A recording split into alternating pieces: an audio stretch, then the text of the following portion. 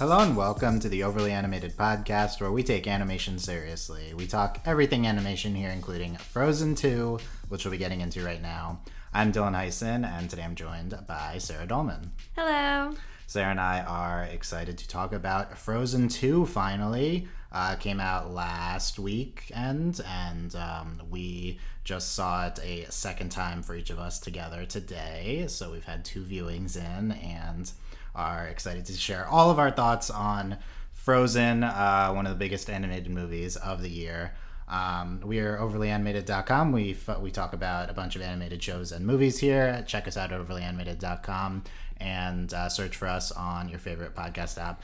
Searching Overly Animated, we have a movies feed or just a general feed talking about a bunch of animated stuff. And our YouTube is youtube.com/overlyanimated. We're going to try to give our initial thoughts without spoilers for Frozen 2 if you haven't seen it yet and you're deciding, but we will get into spoilers for Frozen 1 right away, of course. So from now on, spoilers for Frozen 1, and then once I say later in a few minutes, then we'll get into spoilers for Frozen 2. But for now, we're going to just talk about our impressions. We've seen it twice. What do you think of the movie, Sarah? What did you think the first time? How are you feeling about it now? You're a big Frozen fan, of course. You can talk about that, too. Yeah, that's what I was going to start with. So I was very, very excited to see Frozen 2, and I'm really excited to talk about it because Frozen 1 is one of my all-time favorite movies. I've seen it probably 5+ times. I'm obsessed. And Elsa might be one of my top favorite character, the top character that I love the most, in everything. Big Elsa stan. I am an Elsa stan. Yeah. I also adore Anna, and after the first movie, I was a big Kristoff and Anna shipper. I don't think I knew that part. I didn't know. No, yeah. When I first watched the movie, I was reading the fanfics and all that, okay. and wanted to look at the fan art. Yeah. So obviously, I was very hyped for Frozen 2, and I would say that overall, it didn't disappoint me. I was really happy with it. It was a very comfy feeling starting the movie, being yay, I'm going to be seeing my favorite characters again, and seeing some musical themes because I really loved the music of the first movie. And yeah, I really enjoyed it. There were some things that I liked more on the first viewing that really popped when I first watched it and weren't quite as exciting on the second watch. And then there were some things that also worked better watching it a second time. Things were maybe a little bit more easier to follow. But yeah, I really loved a lot of the things in this movie. There are also some things that were kind of confusing, things I didn't like as much, but overall, I'm hyped for Frozen 2. You were okay. I was hype, and I'm hyped to talk about it because I enjoyed it. Still hype. That's impressive. I'm hype about it.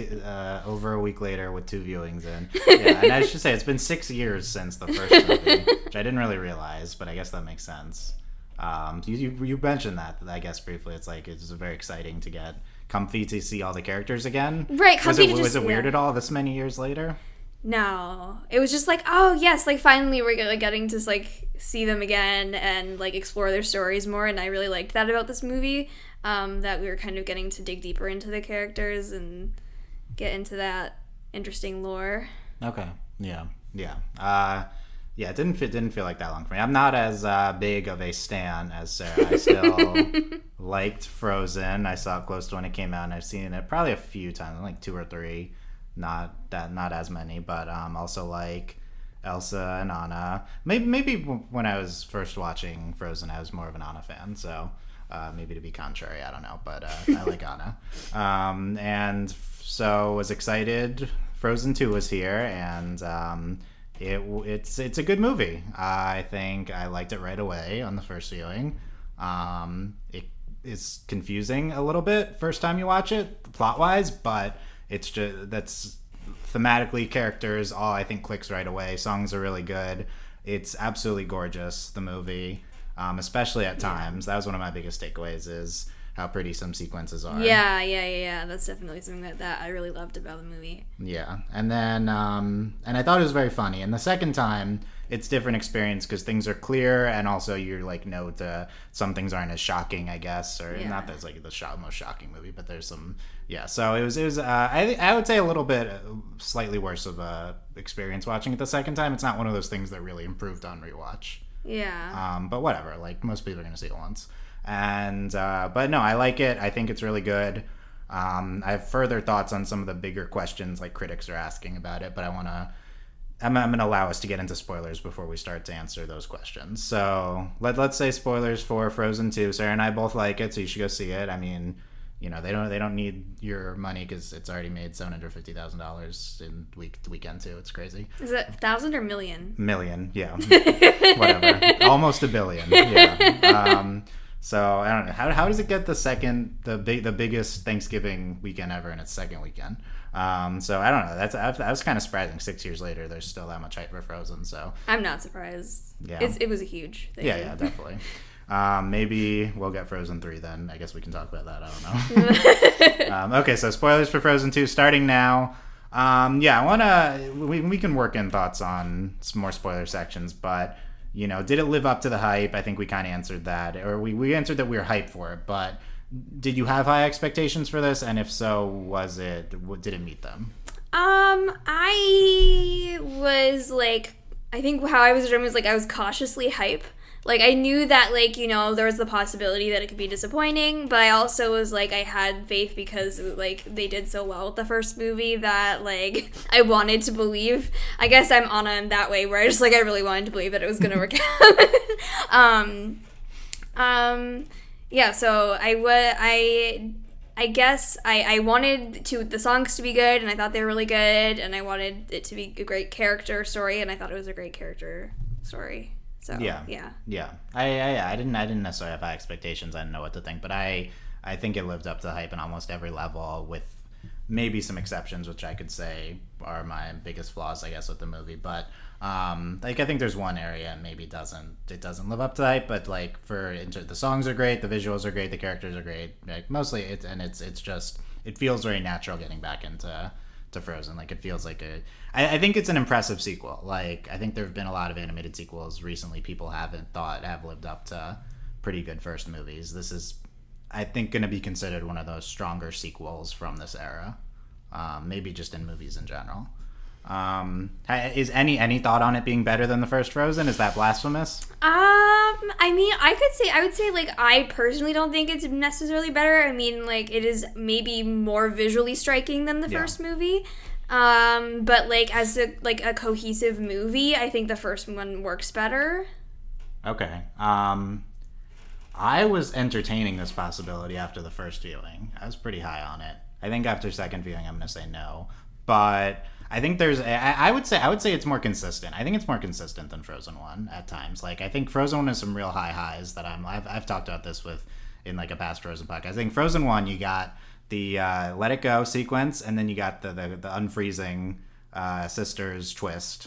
Those are two incredible moments, like super high highs. I don't think there's anything that's as good as either of those moments in this movie. So that's like my general take, but I think I might take a lot of the forest stuff over the mountain or whatever. So I don't know, like what is their general location in Frozen? Like some of the in-between stuff. Like climbing the North Mountain. Yeah. I think there's more entertaining stuff throughout this movie. So that's why I think that's maybe the argument for me in terms of being better. I also think it's very strong character arc-wise for the main characters. Yeah. Especially Elsa. Yeah. So I think those would be the arguments. I don't think it's absurd to say it's better than Frozen 1, but I would not say that. Yeah. Okay. I think to some people they're probably going to say no, but people seem to like it, so maybe they won't be that upset with proposing that question. Here's a thing I've seen in a lot of reviews is like, was this movie necessary? Like, that's the question with all these sequels is like, did we need this? We could have just stopped after Frozen 1. Maybe you can tell from the tone I don't like this question. I think it's kind of stupid.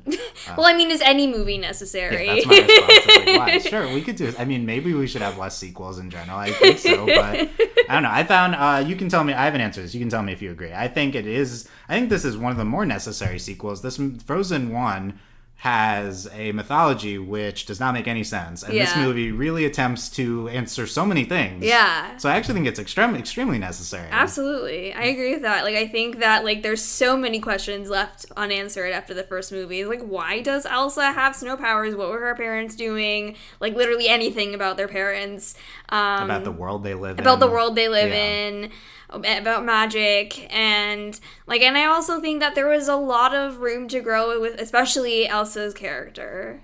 And that's why I think this movie was so, like what I was thinking about, like, was it necessary? Like, you know, again, like, as any movie necessary, but, like, I think there was a lot of value in taking this movie to explore the characters more and really figure out, like, you know, what they can, how to really push them and all of that. Yeah, that's even a better answer than expanding on the mythology, because honestly, the mythology doesn't matter that much in the grand scheme of things. But you're right, the arcs, like, there is a lot of value added from Elsa's arc here. I think there's value added from Anna's arc too. That one was harder to decipher for me, and we're going to talk about that. But I think this is a great next step for Elsa's journey that wasn't gotten into in Frozen 1. Mm-hmm. Let me give you my two biggest flaws with the movie, because that relates to the answering this question of how did Elsa get her powers. This is one of the two. Is like this the central plot premise is like, how did Elsa get her powers? After seeing Frozen 2 twice, I still don't know how Elsa got her powers. I generally have a vague sense of kind of how it's supposed to work, but I don't think this movie made it very clear. No, everything about the fifth spirit was very confusing, especially watching it the first time, and the second time I kind of could sort of see what they were doing. Yeah. My interpretation is that, like, it's just, her powers are like a gift from the spirits, because there was a bridging between the two different worlds, the Arendelians and the Northaldrians. Northaldrians. Because when the mom saved their dad, and then they're the children of, of this union, but like, I mean, to sort of jump ahead to one of my criticisms is which ties into that, is like, Anna is also the fifth spirit, but she doesn't have powers, and there's supposed to be this bridge, and I felt like that was not really cohesively presented to us. Yeah. That's true. If it's like Elsa has powers because she's a bridge, it's like, no, because Anna's also the bridge. It says that in the movie. Right, but it's like, but Anna's the bridge without the power. That, like, Anna's like the normie end of the bridge, and Elsa's the magic end of the bridge. How dare you call Anna a normie? No, she's special. She's special in No, she's wonderful. I love her. Some ways, I guess. I think I read an interview that Jennifer, I think, was talking about, or someone was talking about, like, how they determined in this movie they're trying to find these characters, and it's like Elsa's going through a hero's journey, a traditional hero's journey, and then Anna's more of the traditional Disney princess. So I feel like that's what he said, and that's like, the hero's journey is a lot more interesting than the Disney princess. That maybe explains some things, but I think that, I don't know. I think that it's more complex than a Disney princess journey for Anna. Yeah, but I think, maybe the point being they don't want to write Elsa like a tradition, like Anna's more fits that mold more than Elsa. Right. But we'll get into their arcs in a second. Okay. Yeah, I mean, it's like, because they're the parents of because of who their parents were, and because of spirits, and that's, I guess, those are the answers to why she has power. Yeah. Anyway, it's definitely not clear. Yeah, like, if you want a literal answer to that question, the movie does not provide one, because it's like, they're the bridge, but how does that work? There's no, like, concrete mythology like the Avatar, which we're going to talk about, but there's nothing like, but it does, at least it thematically answers it. It's like, it's because of who their parents were, it's because of the system of, like, magic and spirits in the world. It's good enough. It's not a huge flaw, but this is one of the things that stands out. It's like, if this really was the premise of the movie, I think we should have maybe answered it clearer. Yeah. Number two, this is the one that was the biggest thing for me on first watch, is that the climax of the movie is very confusing when you first watch it. I did not understand that Elsa was, like, dead, and that Anna thought that she was dead. Anna sings a whole song about grief, about losing Elsa, but I didn't know that's what it was. Maybe because I'm dumb, but, like, I didn't know that's what it was about watching it the first time. And then she just unfreezes, and then like a bunch. Until they say some things later, like, eventually they say what's going on, but it is very not spelled out for you what's happening through most of the second half of the movie, I would say. Yeah, I completely agree with all of that. Like as much as I will get into, like, I really love the show yourself sequence, it didn't really click to me that, oh, this means that Elsa is the fifth spirit. And then later she says that. It's like, oh, okay. I know. I was like literally like sitting there being like, okay, please explain for the young people in the audience that are children that don't get this, because I'm clearly really a dumb adult that doesn't get it. But you must be explaining this for the children.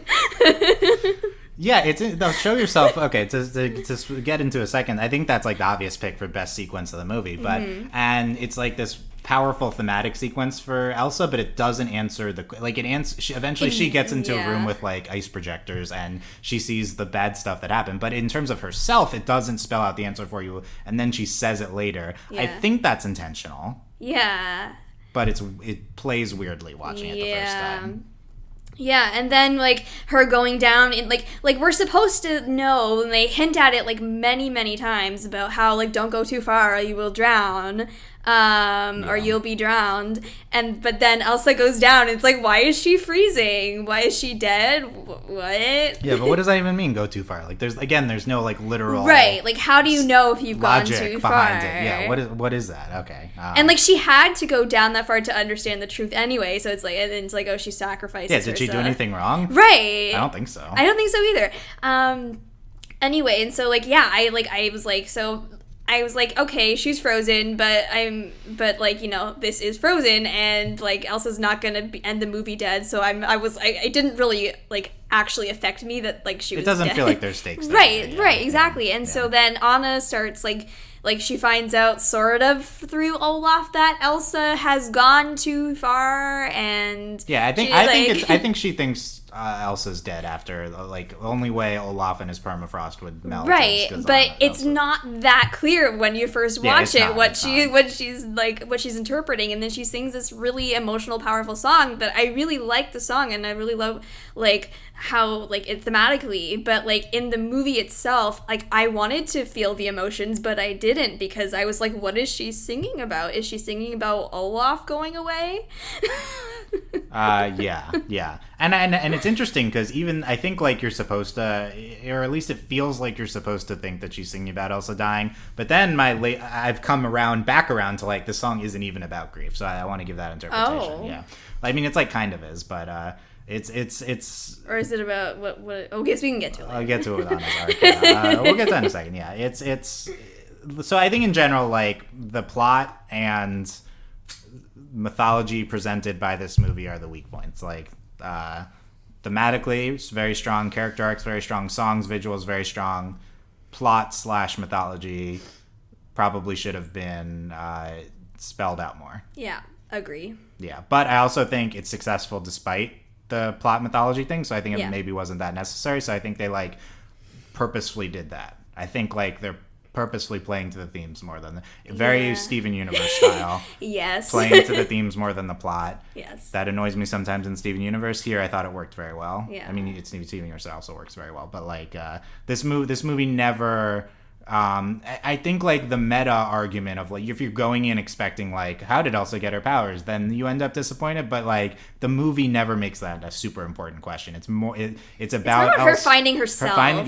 Which is the theme. Yeah, it's about her finding herself. She's hearing the voice. She's never like how did I get my powers? Let's go on an adventure. It's like I need to explore what this voice means for me. Right. So I think it's more of like I don't think the movie is. I think the movie knows what it's doing basically, and I think it's probably purposely kind of making things unclear. I don't know. Yeah, I think it maybe wants to be mysterious. Yeah. And also, like, what could be a satisfying answer for her having powers? I don't know. I think there could have been. And I think they presented a cool system of mythology. They just didn't take the next step of literally explaining how it connects to Elsa. Yeah. It's like she was touched by the water spirits or something, you know? I mean, like, literally, like, how she contains the part of the water spirit inside her. I don't think it has to do with that. I think it's just she's this new additional spirit that the four spirits decided to allow as part of their spirit system. Yeah, I don't think it's that either, but I'm saying that might have been more satisfying if it was those types of things. Then I don't know. I mean, thematically, it wouldn't have matched up. That's examples of a more literal explanation. Yeah. Anyway, I think that's enough of that type of thing because, like I said, it's not as important. Okay, so next thing is, I guess then the last big question is like, is this a darker Frozen? A lot of the reviews are like, this is a dark version of Frozen. The first trailer was pretty late in the movie. Was Elsa trying to get into the water, and she gets pushed down. And so you hear a lot of meta talk like this is a darker version of Frozen. Did you see it that way?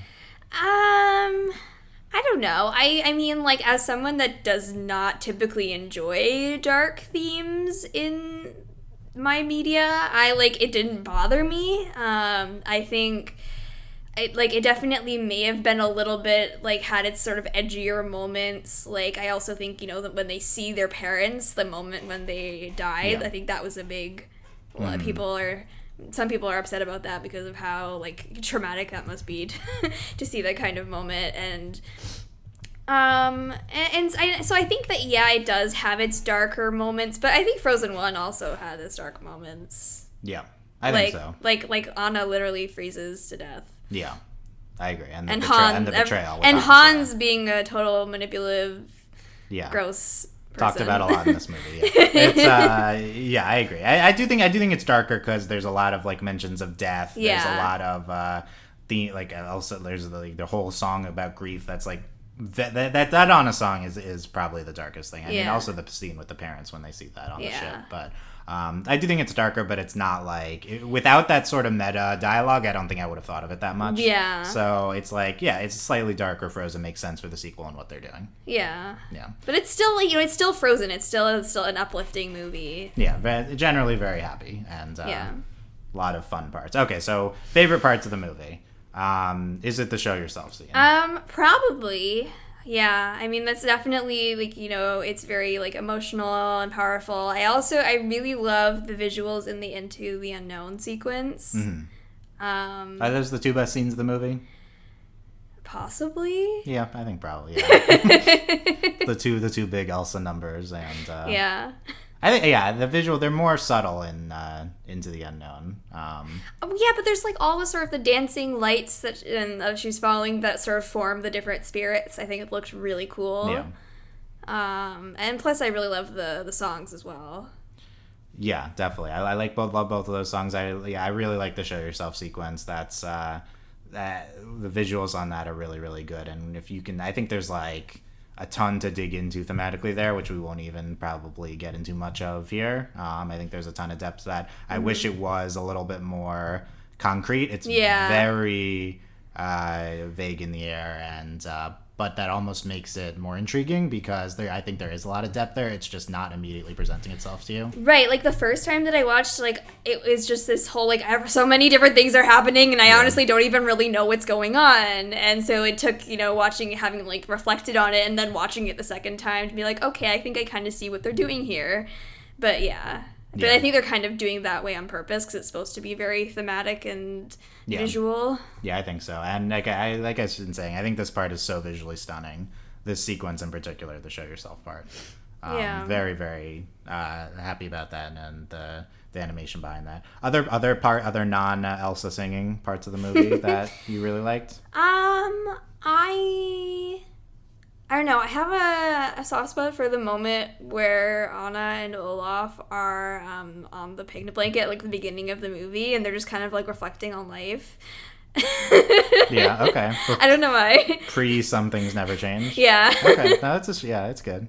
Yeah. I like the beginning. Yeah, I don't know why, but the beginning, especially, talking about really coming in, things felt very cozy, and I mean, I think it's on purpose, they have that whole happy sequence of some things never change, which we'll talk about, but I really liked that, and I also just really like Some Things Never Change in that sequence, too. Yeah, me too, that's one of my favorites, too. Lost in the Woods is the best non-Elsa part of the movie. True. It didn't work as well the second time because I knew what to expect, but the first time I watched it, this was by far the biggest reaction. Is this is nuts. It was so absurd and really funny. I think this is probably the funniest thing Frozen has done, either movie. Yeah. And I think they really kill it with the visuals. And the first time I'm like, oh my god, it's still going, and watching it, you can take in the whole 80s music video, and like it's just really well done. Like it slightly escalates more throughout the entire thing. There's like reindeer singing, faces on the screen. Like I really like that sequence. Definitely Kristoff's a little boring this movie, but that is like makes up for it. Yeah, I think I would have thought more of that after watching it the first time. I think it definitely stuck out to me the first time. The second time I was like, oh my god, this is like really ridiculous. I really like the Next Right Thing. I think with the visuals, it's really good too. Mm-hmm. I think. I mean, we're just going through the songs now. Right. I mean, I think that's where the movie really shines, is the sequences of the songs. Yeah, and I want to say in less of a specific criticism, but I think when songs are happening or when kind of big plot moments are happening, this movie's very good. Watching it the second time, I noticed there are a lot of suspense sequences that involve one of the spirits attacking them. We do that basically for every spirit. I found those to be the least successful parts of the movie. Yeah. It's like, oh, here's the fire spirit lighting a fire around. We're going to spend 10 minutes. And it's like, this is necessitated by the plot structure narrative structure of how animated movies have to go for kids. Yeah. You have to have some action in there. And this is a movie like, without a straight up villain, and so you have to have these like sequences with the spirits like wreaking havoc, but those are pretty boring to watch a second time. Those are actually the sequences that I thought were the most boring the first time. Like, when I was watching this movie, I was like, okay, this act of the movie where they're just in the forest dealing with the spirits, I'm like, this is not very exciting to me. Yeah, I think there's good stuff in the act. Like, I like the Northaldra interactions. I like them lost in the woods. I like, there's stuff, but it's eventually, though, they cut to a spirit suspense sequence, and then we go do a more interesting thing, and then we go back to, they weren't badly done or anything. It's just, it felt, I think it felt a little structured the second time watching. It's like, this is inserted to add drama here. Yeah. Didn't work that well for me. Visually nice, and I do like the spirit designs and everything. Yeah. We talk about what's the little is it Bruni, the little lizard? I don't think you got a name in the movie, but he was cute. Yeah, I like the little lizard. Little lizard I like guy. the horse. The knock. The water horse. Yeah. Okay. I read that today. I don't know where people are getting this from, but they might say it in the movie at some point. Gale. They say Gale's name. Yes. Yeah. And then I think that the stone giants are the worst part of the four. Yeah. They don't really get a sympathizing sequence. So, I mean, like by the end when they're helping Anna, and then they have a nice moment with Anna and Elsa. They're like, yes. After like the very end of the movie, they're friendly. Yeah. That's it. Yeah. Okay, so we can hit on other favorites as we go, I think, through some more stuff here. We've talked about the songs. We can go. We haven't talked much about All Is Found, the lullaby. I feel like the most notable thing about this song, other than that's another one of my favorite scenes, is the first scene with young Elsa and Anna. Which I am glad we saw, because Do You Want to Build a Snowman is one of my favorite parts of the first Frozen. Yeah. So I'm glad we got at least a little bit of that. But I feel like the most notable thing is that this song permeates kind of all the rest of the music of the movie. Yeah, it's definitely a theme that stays throughout and returns a bunch of times, or they at least like they mention the song, or they sing it again. Yeah. Or like it's heard in the background. That plus the voice that Elsa hears. Yeah. Those two are themes. Those two come back frequently in the songs. Yeah. I think it's good. It's not one I find myself listening a lot to when listening back on the soundtrack. Yeah, I like it. Okay. I mean, it's a really sweet lullaby scene, and also I like how it's it's like how it's in the same way that Frozen 1 had that sort of opening song that foreshadowed the movie. It serves the same mechanism as like, this is a song that's going to foreshadow everything that happens to the movie. Oh yeah, you watch the movie back and they basically spell out the entire end of the movie in the beginning. Yeah. Kind of find that annoying. foreshadowing. It's not necessary. I mean, but did you see the ending coming when you watched it the first time? No, that's why it doesn't do anything. Like it doesn't like. I guess it's supposed to be foreshadowing, but it's more of like an Easter egg if you watch it again. Yeah, because you're not paying attention enough the first time to really understand all of the things. It doesn't make sense until you see it again. But but I like it though the way it does that. I mean, I like those kinds of things where they do that. Then you watch it again, it's like, oh yeah. Yeah, a lot of narratives do this, so not a specific Frozen complaint. No. Some things never change. This is so similar to Steven Universe's Here We Are in the Future. Like the fact that it's just Happily Ever After, or I forget. Whichever it's called.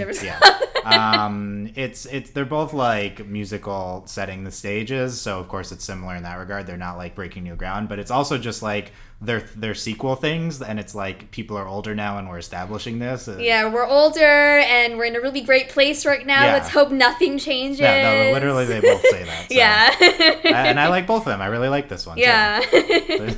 I think the Here We Are in the Future is stronger. Like they also cut to each character. Let's check in on them. Yeah. They can sing a verse. Yep. So they're like this exact same thing. I think Here We Are in the Future is the better cut to each character parts. That really summarizes their arc. Yeah, I think the Pearl part's really strong, and I like so. But I think this is I really like this song too. Yeah. Into the Unknown. This is the one. This is supposed to be the new Let It Go. They keep is playing it? and then it's like, oh, but Show Yourself's actually the new Let It Go, and like they're both the new Let It Go. But I mean, it's the new sort of single that's like supposed to be Elsa's big song. Yeah, and I kind of agree with this being the new single because Show Yourself is more specific to the movie. Yeah, I definitely wouldn't say. Like I think Show Yourself's the better song, but like this, it's very context specific to Elsa arc. Unto the Unknown, I think it's really good. Into the Unknown. Yeah, I really like it's really good for sort of introducing Elsa's arc in the movie, which we'll be talking about more. Yeah. I don't know if we want to be like Let It Go versus Into the Unknown. Okay. Which one's better?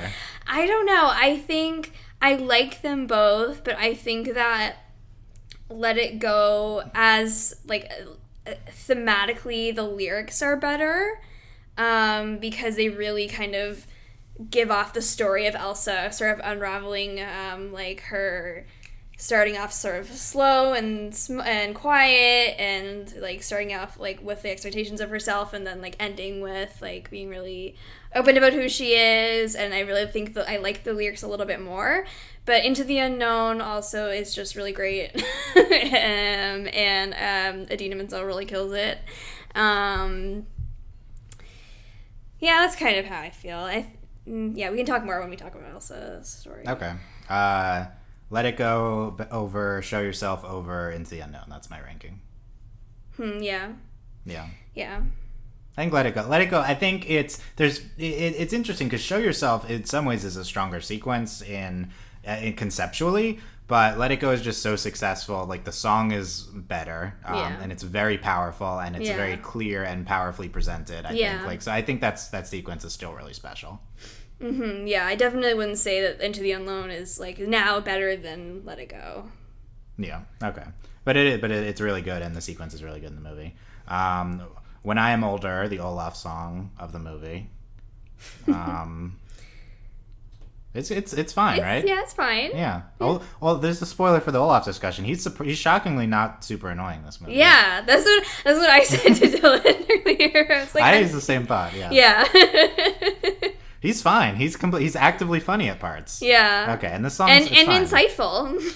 He helps. Yeah. Kind of, yeah. Reindeers Are Better Than People continued. This isn't really a new It's song. just an introduction. I don't know to why the it's on the next soundtrack. song. It's annoying. Yeah. Lost in the Woods. Amazing. Perfect. Flawless. Yeah, it's really great. I was really disappointed actually that there wasn't a Kristoffs song in the first movie. Like, I don't think the movie needed it, but I really like Jonathan Groff. I mean, I'm not like a stan, but I think he's a great singer. So I was excited that he had his own song in this movie. Yeah, you sound like the Jonathan Groff stans, because I heard a lot, like, why didn't he have a song in the first movie? He's such a good singer. Like, and so there you go. And he has a cut song as well. We're not going to talk about it now, but at the end of the podcast, I'll talk about the ones that are on the soundtrack that didn't make the movie. Yeah. But yeah, the song's really good. His voice is really good. Yeah, it's a really killer 80s power ballad. Yeah, and the song is shockingly works on its own without like the way schmaltzy over the top like visual sequence. Like you just listen to the song, it's like, oh, this is a legit song, and then it's like completely made fun of this type of song it is in the movie. Yeah. And it works either way. I think it works like as a parody or just as a normal song. Yeah. Yeah. So I really like everything about that. Show Yourself. We really like it. Mm-hmm. Yeah. Yep. And then The Next Right Thing. It's a very different type of song for Frozen. Mm-hmm. Yeah, I think it's very powerful. I think it shows off Kristen Bell's voice very well, in a way that we hadn't heard. I mean, she has some great songs in Frozen 1, but I think she's so good in this song. Yeah, I don't think she had as many songs with the same kind of emotional depth in the first movie, and I think this is what really gets at that. Yeah. Okay. So I really like that. The Next Right Thing is the last song. Like I think there could have easily been an ending song to the movie, and there's not. That surprises me. Yeah. But didn't you have a commentary about The Next Right Thing not being about grief? Yeah, we'll talk about that in Anna's arc. Okay, so let's talk about Elsa first. Okay. Yeah, I need to explain my whole theory of Anna's arc. Okay, babe. I gotta get it's legit. Okay, we'll see if you agree. But Elsa's more important, as everyone says. I don't know. I've seen a lot of like tweets. It's like, oh, Elsa's so interesting, Anna's not interesting. You know, like if there's two girls, they have to dress up as Anna and Elsa. One's clearly bad, gets the better costume. You know, that's like a criticism of Frozen. I don't agree with that. I think Anna's great. Yeah. No, Anna's wonderful. Okay. Elsa is more interesting, though. Yeah. Yeah. I think the movie does a lot more for Elsa's character than at least more, like, it's more overt. Yes. Elsa's very flashy. Yeah. Yeah, that's what I mean. Yeah. In a good way. Okay, so let's talk about Elsa's arc. Give me what your read on Elsa's arc is. It could be the short version. Doesn't need to hit on every beat, but well, what I was sort of reflecting on was sort of how where she's at in Frozen 1 is sort of, you know, breaking free of, like, she's running away from, like, people that have held her back, and she's like, okay, I'm gonna let it go and be myself, but she's still not really understanding and comfortable with who she is. I mean, she does grow in that movie, and where she sort of grows to, you know, see love as greater than fear, which is something that kind of she can return to in this movie. But what I think was really great about this movie is how she embarks on really understanding who she is and where she actually wants to be, because she starts off, you know, in this movie she's the queen, but it doesn't really feel right to her. Like, it doesn't feel like this is where she's supposed to be, and that's why she has this big Into the Unknown sequence, because she's drawn to the voice, which is symbolically this potential other thing that she could be called to be doing that's not where she is right now. And it's really scary to go off and explore these other ways of being that are so different from the way that you've always been. But what I love about her arc in this movie is that she really gets to understand who she is and feel really free to be herself and celebrate what makes her different, and embrace her magic. Embrace our magic. Yeah, embrace our powers. Yeah. Yeah. I really agree with that. You basically said it, but I think it's at the end of Frozen 1, Elsa's like queen, and like this is the role she's forced into, and this, I think it's a lot about her finding that she doesn't want to societally conform in this movie. Yeah. I think it's a very, very broad arc that speaks to many of us about how we find the type of person that we are that is not what we are expected to be by the position we're put in or by society, and we find what's right for us. And so I love how Elsa goes from being, it's like kind of shocking at the end, Anna's queen, Elsa's not queen. Of course, and the beginning of the movie, Elsa's like being queen, and she's like playing charades with her family in the castle. It's like, this is not where Elsa should be. Like, Elsa's not playing charades here. Well, she didn't seem to be very happy. I think the movie also does a good job of, despite it's like Elsa shouldn't be queen and necessarily living in the castle, she still should be with Anna. Right. I really like that the movie can balance those two things, because I'm convinced that she still has a relationship with Anna, but doesn't necessarily need to be living with her doing their jobs together or whatever, and like so, and she's Right. going off and finding a place where she feels that she can be more of herself, which I think works as being in the forest with who she naturally is, I guess, with the spirits. See, I've seen people argue that Elsa shouldn't be out in the forest by herself / with these new people she's just met because, she grew up in this such like a confined castle home where she barely interacted with anyone and she was basically always on her own, and now she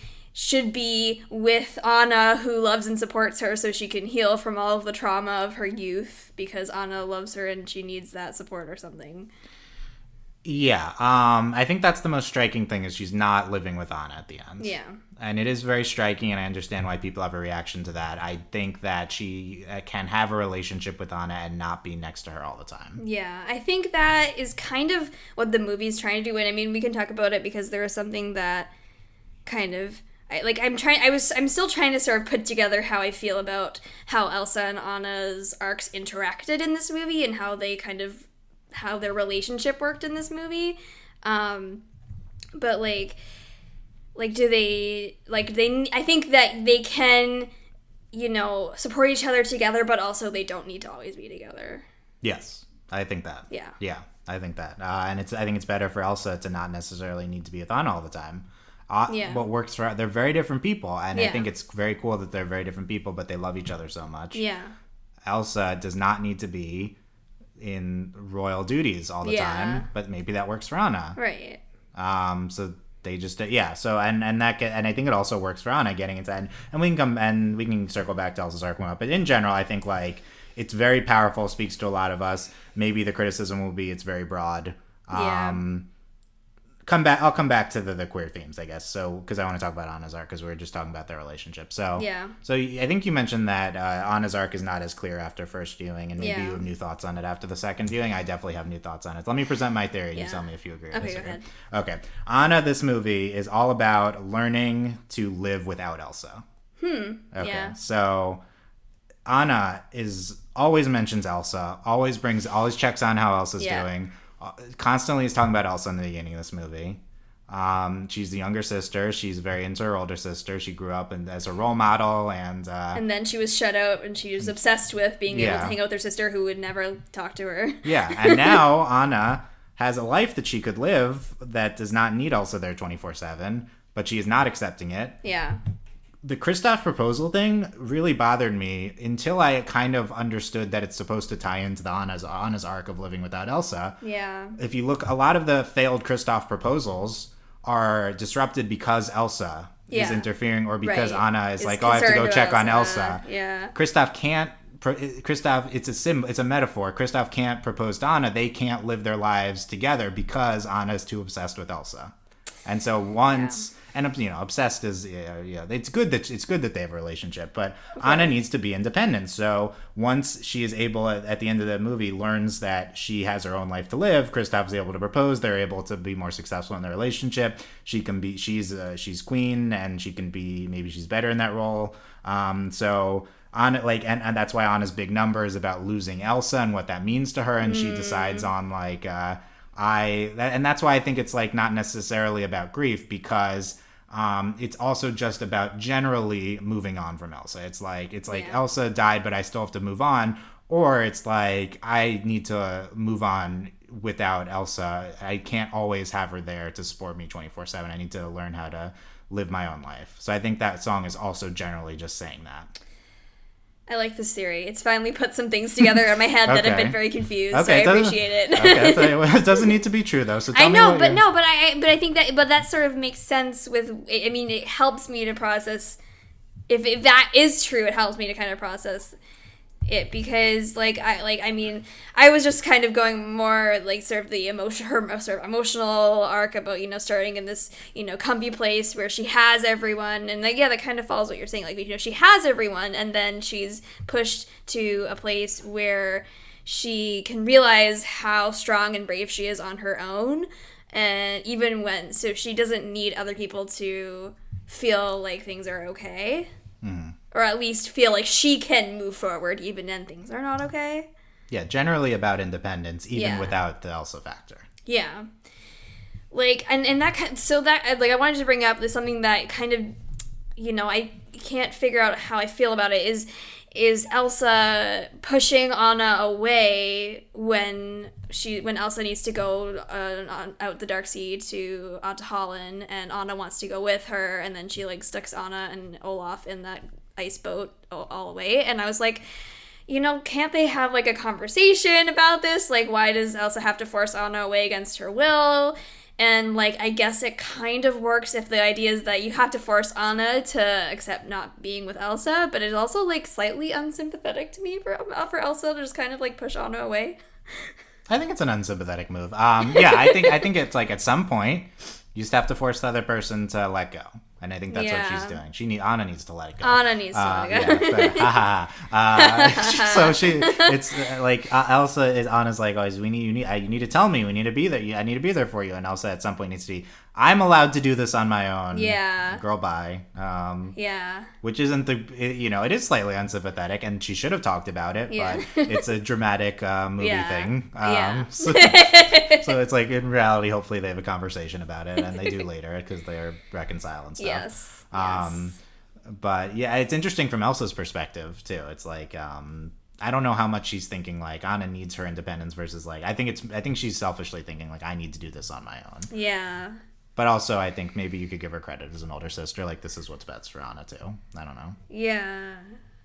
Interesting. Because, like, I think... Because going back to the first movie, like, Elsa kept pushing Anna away. And it's like, well, Elsa's just keeping pushing Anna away versus, like, was she not supposed to learn at the end of the first movie that she needs the love in her life to be happy and control her powers? Yeah, maybe they overcorrect. Maybe in Elsa's mind, she overcorrected. Like, now we're... Okay, now you're, like, constantly following me everywhere. Right. And, like, I love you, but give me a moment to, like, do my thing. Yeah, it's like... exactly. It's great that... I'm not pushing you away now and we're together now, but we can still be together and I have some independence. Yeah.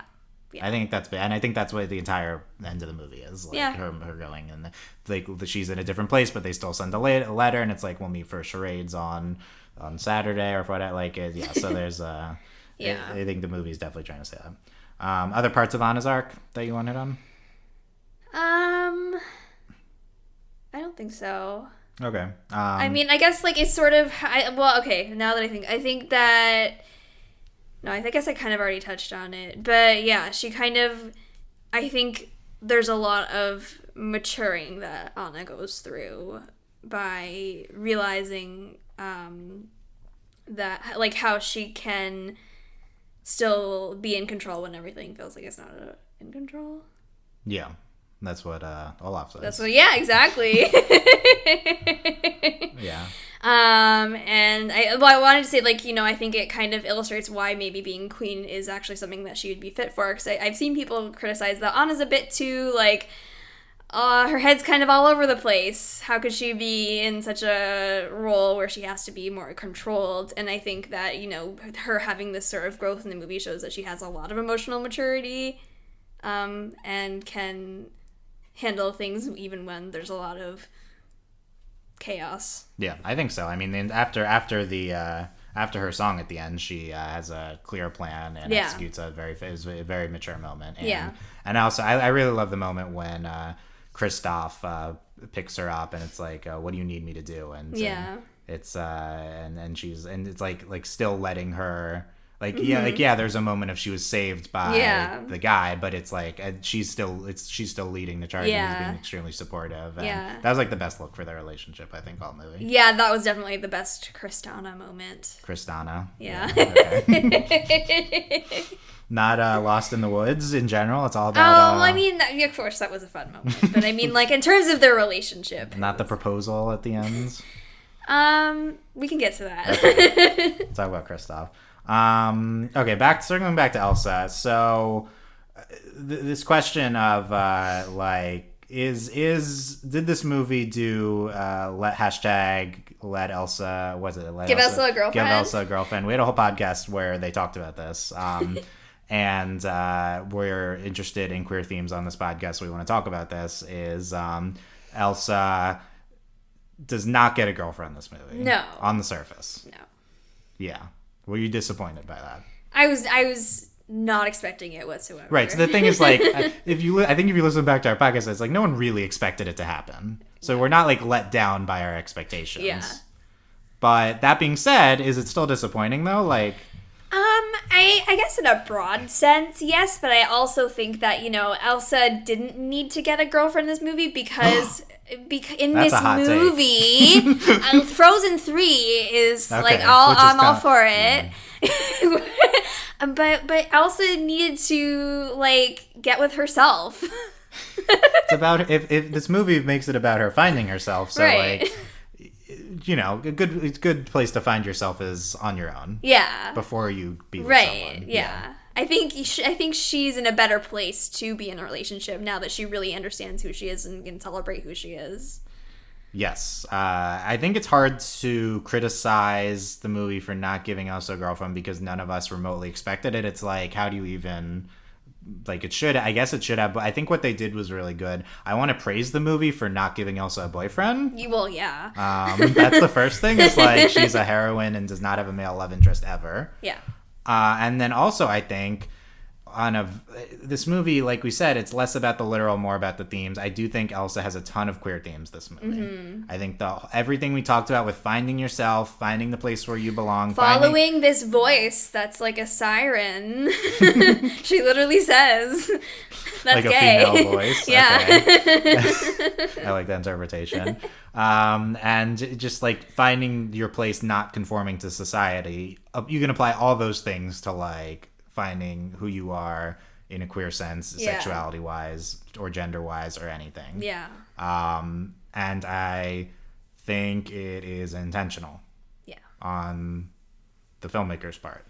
To whatever extent that it is allowed to be ? It is, I think this is way more than anyone expected them to do. Because not only does this movie have big queer themes for Elsa, there's a potential love interest that is introduced, who she goes to live with at the end. Yep. Who is Honeymaren, the Northaldrian main girl. But the problem is they have one scene together, and it's plot-oriented. Yeah. Oh, but I did see it the second time around where they're holding hands, but she's also holding hands with the leader. Okay, it's the scene where it's the three of them? Yeah, I think maybe there's another time where they hold hands, which I would be all for. I just didn't notice them holding hands, but they do see the her and the mom, because I think that's her mom is the leader. Yeah. Honeymaren's mom, and then Honeymaren. Yeah. And it's like the brother's not there. That's purposeful. Yeah. Mm-hmm. Mom is there, but that's annoying. I guess mom can be there. Yeah, but she says like, "Oh, you need to be here with us." Yeah. Because she loves Elsa. Yeah. So are you shipping the Honeymaren and Elsa? Oh, sure. Sure or yes? I mean, they don't get a lot of content in this movie for me to be like, they have excellent chemistry, so perfect for each other. I mean, of course I'm gonna ship it, but it's not like they have like a lot of content to go for that, Yeah, the issue is they have one scene together and then we see them together at the end. Yeah, I do ship them, but it is one scene. I think like the criticism would be show them in a few more scenes together, Honeymaren and Elsa, because it is important that she has a specific potential love interest. And that makes me like, I mean, Frozen 2 is doing so financially successful. It's like they'll definitely make a Frozen 3, although Jennifer Lee, I think, is in charge. Jennifer Lee, she's in charge of all of Disney Animation now, so maybe that prevents her from making the next movie. I don't know. Well, I think I was listening to the Inside Frozen podcast where she was interviewed, and I think she was just saying like, they're like now she's sort of getting used to this new role, so I think she's maybe not at the moment, but I think she's like, give us like a year and then maybe we'll Yeah. Maybe it's possible, but yeah, so it's like you would think that they would make Frozen 3 considering how successful this is. Yeah. The problem is the next step is to have open the next movie with Elsa and Honeymaren dating. Like that is the next logical step for this arc, I think. Maybe. No, I think yes. I think like if it's their time skip, like she's been living there, and I mean maybe they're just not interested in this relationship, but or maybe there's just been a really really long build up, and then they have their get together moment. Right, maybe it happens in the like. Regardless, you explore the two of them together in the movie. Like I think that's genuinely the next logical step for what they present with Elsa this arc romantically. And it's like, would Disney even do that with Frozen 3? So in that regard, it's like, can they even make Frozen 3? Because I feel like you have to do that. In this regard, Frozen 2 is not a big letdown in terms of queer rep because what they did made sense after the first movie with Elsa. But now it will be a big letdown if they don't give Elsa a girlfriend in Frozen 3 because now it does make sense to give her a girlfriend. Yeah, unless they decide that she's Ace or something. Yeah, I mean, that would be the other... Yeah, I think that's another strong interpretation as you see Kristoff and Anna together. Yeah, and then at the very beginning when they're, like, playing with the, like, snow dolls. Oh, yeah, when they're kids, it's like, Anna's like, everyone get married. And also, and they kiss, and Elsa's like, yeah. So I do think that's another strong interpretation. It's always this question when talking about potential, like, is this character gay? It's like, where are they? It's like, I guess we could go either direction. Yeah. But it's, because they won't show either. Right, but so I mean, we don't really know. Yeah. Yeah. So I don't know. I guess that's I don't know if that's a hot take that I'm happy with the overall queerness of Elsa in this movie. Mm-hmm. The big criticism would be not giving her and Honeymarin more scenes, but I think the themes are very strong. I agree. Okay. I will be upset though 5 years from now when we're talking about Frozen 3 and it doesn't happen. Yeah. Show the open Frozen 3 3 years later on Elsa and Honeymarin's wedding. Yes. How about that? They could do that, right? Yeah. Why not? Okay. Mm-hmm. Anna and Kristoff are already married, have like 3 children. I guess so. But they're not as important. Yeah, I guess we could open on their wedding too, but that's people are expecting like a wedding short or something like they did with Tangled. Oh, yeah, probably. That's boring. Rip. Okay, I guess getting to Kristoff in a second. We talked about most of the mythology stuff. The thing with their parents, their mom being Northologian. I mean, there's not a lot of details in the movie about that. Yeah. But she is. Yeah. I assume she knows it. Does the dad know it? I think that's I guess clear. that, I think it was like he didn't know that she was the one that saved him. But does he know that she came from, like, he would have questions like, how did you come? You would assume. He would assume, yeah. But there's like that moment where they're looking at the water memory of their parents in the ship. And you can kind of hear some of their... maybe it was... Because there's so many different water memory moments in this movie that it's hard to keep track of which one is which. But there's a moment where you can hear their parents talking, and the mom was like, oh, I have to tell you something about my past. And it's like... Oh, so she does tell him. So I'm assuming that she's going to tell him at some point. Okay. Yeah, sure. That was long-winded, but yeah. Yeah, I think it's earlier in the movie, that memory you're talking about. I think because it's vague and they don't answer it yet. It's like they leave it open-ended. No, I think it's towards the end. Or is it towards whatever? Hot take, the water's memory stuff really annoyed me. Wow. Didn't need to hear it 10 times, Olaf. That water has memory. First of all, it's not real. Second of all, you just said it like 10. Like, shut up, Olaf. This is the one. I guess I said I wasn't annoyed by Olaf, but this is the one thing I was annoyed by Olaf about. Wow, I am surprised. Yeah. Yeah, because it's like something that you do, because you have your theories, like, so maybe I should think of it. I should put myself in Olaf's shoes, that his theory was confirmed. I would mention it a lot too. Yeah, you think about how many theories that you just mentioned a billion times on the podcast. Okay.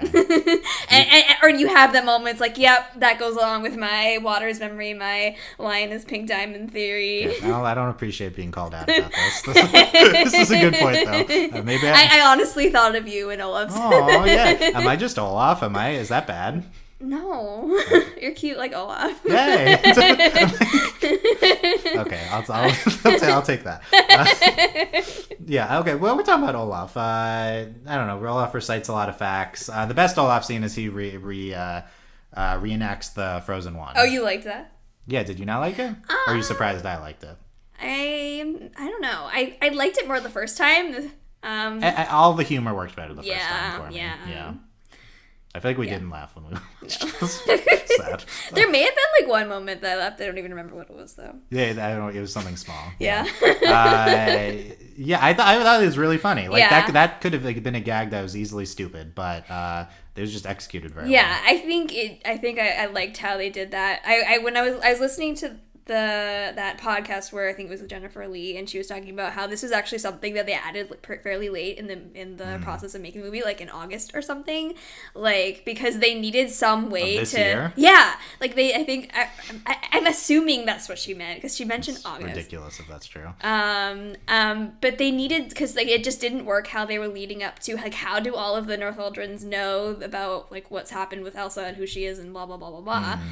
And then Jennifer Lee just has like this realization like, oh, we could just have Olaf explain the whole thing and just take Josh Gad into a sound studio and have him reenact the movie. Did they write it? Did he improv it? Potentially? And then they just I don't stitched know. it together or something? Something like that, I don't know. He's very funny. Olaf is... And the reactions from the general. Yeah, I guess General Matthias. I think he's a strong character. The most prominent new character, I think. I think he's a good character. He has the personal content with the woman in Arendelle. Yeah, I didn't really understand the first time I watched it, like if they were like married or they were just... I think he just had a crush on her before he left, and it's been so long that they rekindle it. I like it. He's good. I want to say I begrudgingly say Olaf is very funny. Yeah. I think that's it. Okay. But the water is memory thing annoyed you. Yeah, but now you're making me see it a different way. I want to appreciate that his theory came true. But he thought it was a fact. Like, he was like, this is definitely true. It's like, no, that's not real. Like, maybe in your weird mythology, this is real, I guess. Okay. One thing that I saw is that people were talking about how water's memory is sort of metaphorical to some people in the way that like your body can hold memory, and that so like things that have happened to you in your past can like come up and affect you in different ways. Like that's how like people can like because people who like have like chronic pain may have had some kind of like trauma in the past, and it's like their body speaking to them in some way. It's like a trauma metaphor. Yeah, it's interesting. Yeah, that makes it more interesting. There you go. Thank you for adding some depth to it for me to latch on to. Yeah, there you go. Okay. Mythology, Avatar stuff. So there's 4 elements. They literally say water, earth, fire in the beginning. Lol. Which, to be fair, is not original to Avatar. It's from like Hindu mythology. There's spirits, and then literally they say it's the bridge between spirits. That's like so on the nose with the language that is like what the Avatar is. It's the Avatar Last Airbender, of course, the bridge between the spirit world and the human world. And then at the end, it's like, I'm not just the bridge, we're the bridge. So they're like co-avatars, Anna and Elsa. Is that like, no, I'm blanking on their names. Asami. Asami's not how dare you blank on their names? That's not acceptable. Asami's never the Avatar, but I think that's it. I know, but they're walking into the spirit world at the end. Spirit portal together. The spirit portal together, you know. Yeah. It's a thing. Okay. It's honorary Avatar Asami. Yeah. There's just a lot of Avatar references, and it's like, okay, sure. That's fine. The bridge thing is, I feel like, the other than listing the elements, but it's like the elements are pre-Avatar. But the bridge thing is probably also a real thing, but it's just very Avatar reminiscent. Yep. Yeah. The other comments on them being the bridge, I feel like it's... we already talked about it. It was kind of confusing. I have nothing. Arendale's backstory on colonialism, we don't have time to get into this. So, the white people are the evil people, you know, that's... the history is not what it seems. History's not what it seems. This is... you're expecting it to go in this direction. It's still satisfying that it does go in this direction, I think. There is something progressive about Disney doing this. And I think, like, the main... I was reading an interesting article by Emily Vanderwerf about how this moment of, like... Arendale's going to be destroyed, and how that would be like retributions. This entire arc plays out in Frozen 2, Emily says, but when it comes time for the film to deal with its most consequential idea that to put right what once went wrong, Anna and Elsa will have to destroy Arendelle, it blinks and lets everybody live. So it like is about to be really progressive and says like we actually have to take consequences against the oppressors, and then there aren't consequences in the end. They do save Arendelle.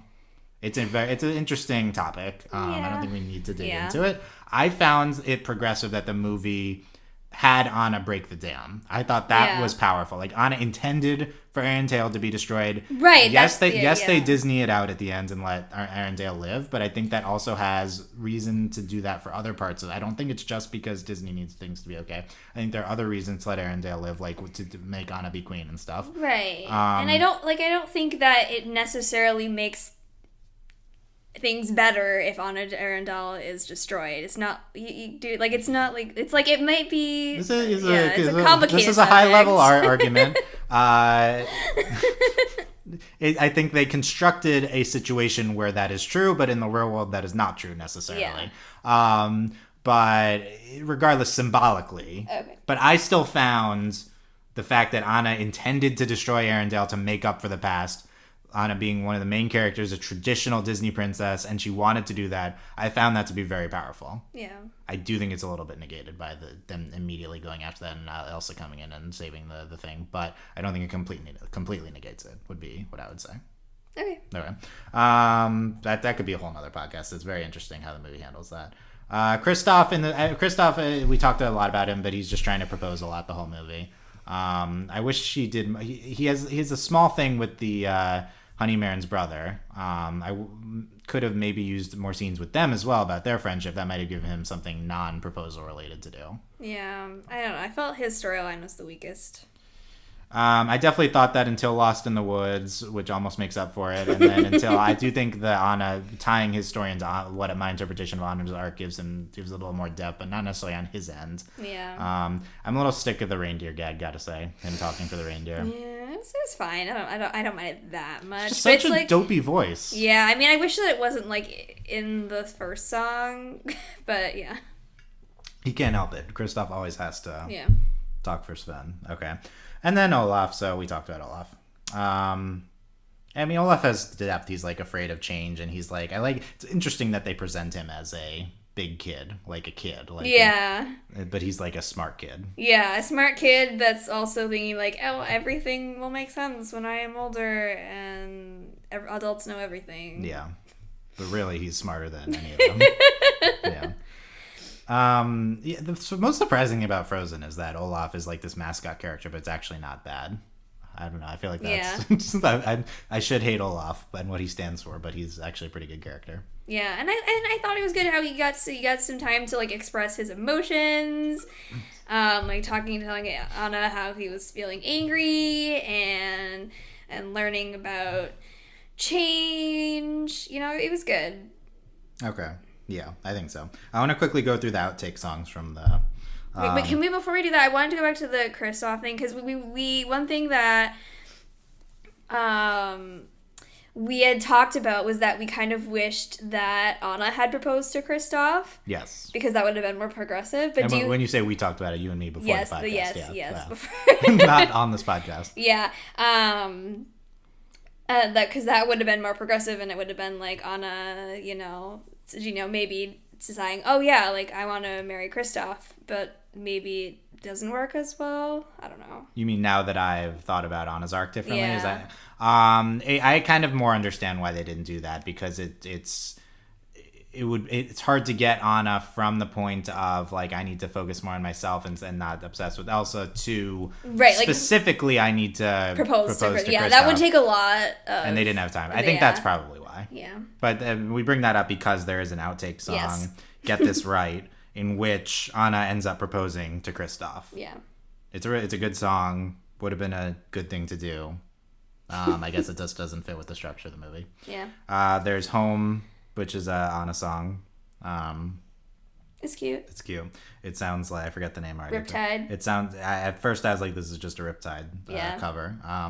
I Seek the Truth. I love I Seek the Truth. Everyone should go listen to I Seek the Truth, which is a duet with Anna and Elsa, and it's like the replacement for Show Yourself, probably, if they didn't separate that moment we talked about. Like, I'm not sure if they're together or if they're like singing in different locations. Oh, they could be in different locations. That's true. Yeah. They didn't even get to the point where they recorded it with the voice actresses, so it's a strong song though, I think.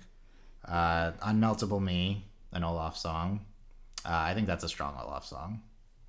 But that's fine. Yeah. and then get this right. Yeah. Any other outtake thoughts? I've only listened to them once, so I don't have... Okay. Dylan's more of the outtake stand. I've listened to I Seek the Truth maybe more than the real songs, but Wow. it's just because it's like not in the movie, so it's more of a novelty, I guess. But I don't know. I wish that it was the actual voice actors singing yeah, it. that's true. Because then I would get a better sense of how the characters. and yeah. Yeah, it's interesting to see because you were mentioning how in the podcast they added something recently. I think it's like a documented thing. The Disney Pixar animation process is the script is so volatile as they're making the movie. Yeah, they change it a lot. Which seems not, and in some ways it's like a natural creative process. In some ways it feels like not a real writing thing where you have a script and then you execute the script. It's like we change the intent a lot. But this movie I think definitely went through a lot of changes. There's a whole very well written song where the arcs maybe mean different things, like instead of show yourself, like so. Yeah. It's interesting how they get to such a this because it really is kind of like a very tight thematic movie, and it clearly went through so many changes. But, yeah. So I recommend listening to that. We've gone longer than I thought. Sarah, anything else about Frozen 2? I really like it. I'm really happy there was another movie because then I guess get more time to obsess over Frozen and Elsa and Anna and and we're just gonna listen to the soundtrack a bunch more times and read Elsa and Honeymoon fanfic. Have you read any yet? No. You've seen fan art, I have though. seen the fan art. Okay. Will you read the fanfic? I haven't read a lot of fanfic these days, but I would be open to reading this fanfic. Yeah. I didn't propose a specific fanfic. In general. Okay. I haven't read many fanfic these days. I like that quote. That's me too. Yeah. I feel like Elsa fics are probably OOC. I feel like it's going to be hard to capture Elsa's character in a fic. Maybe the Frozen stands can tell us which are the good Frozen fanfics. Okay. Yeah. I read Kristana fanfics after. Yeah, I didn't know you were so into them. Did you know? I love Love is an Open Door. Does that make me a Hans Anna stan? Like no. Okay. It's just a good song. But they're also really cute in that song. It's cute. Yeah. That doesn't mean that was probably my favorite song. That and the Snowman. Yeah. Do you want to build a snowman? Yeah. Love those two. Yeah. The beginning of Frozen 1's very good. Yes. Okay. Let us know what you thought of Frozen 2. Overlyanimated.com, youtube.com/overlyanimated. Come to our Discord to talk about it, overlyanimated.com/Discord, our animated movies channel. And if you enjoyed this, consider supporting us on Patreon at patreon.com/overlyanimated. Thanks to our current patrons, especially our Patreon podcast, Carter, aka Cardboard, and thanks as always to our Patreon executive producers, Ryan, Steve, Alex, Beatrice, Hugh, Michael, and Needle. It's Cardboard Carter, like the Craig from the Creek character. Yeah, did you not get that before? No, Carter, aka Cardboard. It's like Cardboard Carter. Yeah, but the nickname's Cardboard. It's not. Is it? Yeah. Okay. I mean, it's arbitrary. Okay. Anyway. I thought you'd only said part of the nickname. No, I wanted to give Carter's nickname due credit. Okay. Yeah, I've written down Cardboard. It could be Cardboard Carter as well. Okay. Anything else, Sarah? Nope. Okay. Thanks for listening, guys. We'll see you next time. Bye. Bye.